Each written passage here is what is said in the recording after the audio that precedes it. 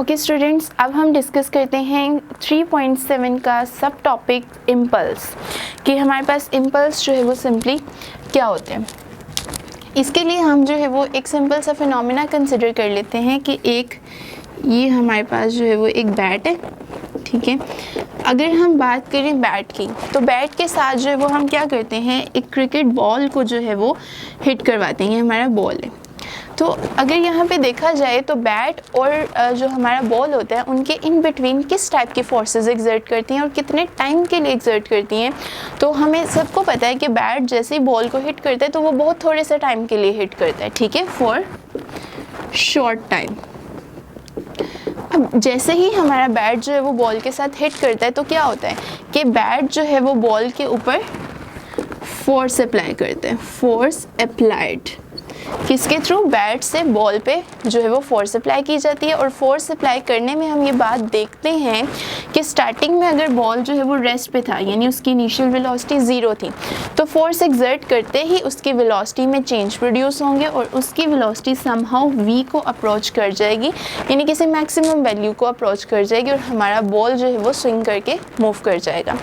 अब सिंपली क्या है कि बैट और बॉल के एग्जाम्पल में हमने देखा कि जो बॉडी के ऊपर फोर्स अप्लाई की जा रही है वो बहुत ज़्यादा फोर्स है, इतनी ज़्यादा फोर्स है कि वो उसकी वेलोसिटी को काफ़ी हद तक चेंज कर रही है, लेकिन ये फोर्स बहुत शॉर्ट टाइम इंटरवल के लिए अप्लाई की जा रही है।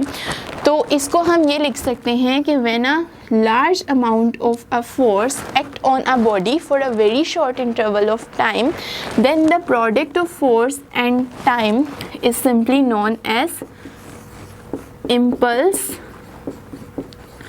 of force या फिर impulsive force,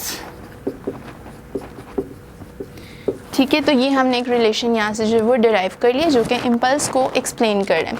अब अगर हम बात करें इम्पल्स के यूनिट्स की तो वो क्या होंगे, यहाँ से सिंपली पता चल रहा है न्यूटन सेकेंड, एफ के लिए न्यूटन और टी के लिए सेकेंड्स, जो कि मज़ीद इक्वल किसके आएगा, kg/-1 के, ठीक है। तो ये हमारे पास इम्पल्स के जो है वो यूनिट्स आ जाते हैं।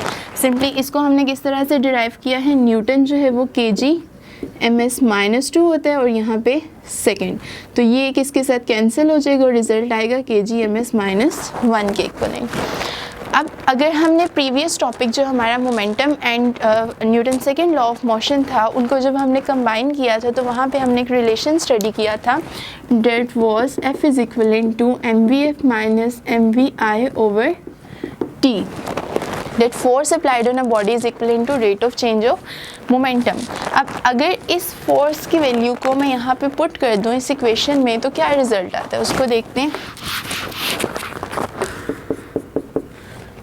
mvf minus mvi over t multiply by t, तो ये इससे कैंसिल हो जाएगा, यानी इम्पल्स किसके इक्वल आ गया, चेंज इन मोमेंटम के। तो बॉडी के अंदर जो प्रोड्यूस होने वाला इम्पल्स होता है वो हमेशा change in momentum of a body के इक्विवेलेंट आ जाता है।